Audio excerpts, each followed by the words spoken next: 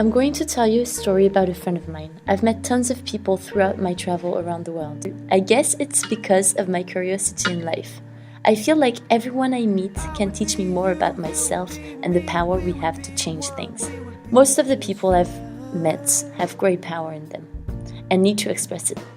I'm a simple traveler, but every time I meet someone with ambition, I can tell them an exotic story in honor of the people I met. The most interesting stories are about people that strongly believe in something. Hello, my name is George and I'm a trader. I don't like my job. My boss is an ass who doesn't understand numbers and keeps me late at work. I don't have time for anything else but work. I wake up in the morning very early because I hate late people. We have the worst caretaker. Something about getting his kids to school, 3 kids and a wife, pregnant again. Really? My girlfriend has enough of me of not being here for her. Well, I understand, but she's pretty happy with all the presents I get her, I guess. Well, actually no. I might be a jerk, but work is work. One day something changed my life. I got this. Taking time for a drink once in a while isn't a bad thing. I met this woman called Julia. We talked a lot about her travels.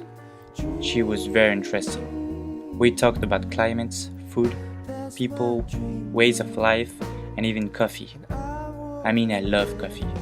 Most of the time, it's what I'm looking for when I travel. So I told her about the light sharpness of the Guatemalan coffee that is made in plantation 1,600 meters high near the Atitlan volcano, the complex of refreshing aroma of the coffee of the Cocoa region of Colombia, the soft body made by a delicate mix of red and yellow bourbon coffees of Brazil, and finally surprisingly spicy and toasted taste of the Indian coffee. I don't know if he knew it, but when we started talking about this special coffee, it was a very intense moment, and he didn't seem to understand that this is what was missing in his life. But I didn't tell him. I had a great idea. I happened to know a man in Paris that could help him. I felt I wanted to help him, because even if it's not much, this is what makes me happy. So I told Jackie to meet him. So Julia told me about that guy. No one wants to disappoint her. She never asked for too complicated things anyways, and it always involves someone else but herself. Crazy kid, haha.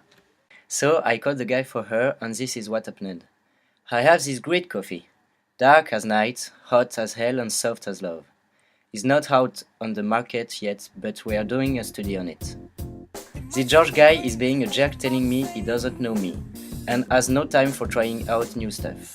So I tell him about Max. But nothing of it helps. The guy has no fucking trust, so I told him, listen, if Julia told me to talk to you, it's because you have to try it. I assure, you will enjoy every sip of it. He didn't agree too much with me, so I decided to send him the capsule anyways. Some people might call it arrogance, but I just don't take no for an answer. Overall, if Julia had sent me to this person, it was because he had all the criteria to evaluate my product. Thanks to Julia and Jackie, they made me realize how important coffee was for me. And everything got better in my life. Well, give me all you got and don't hold it back. Well, I should probably warn you, I'll be just fine. No offense to you,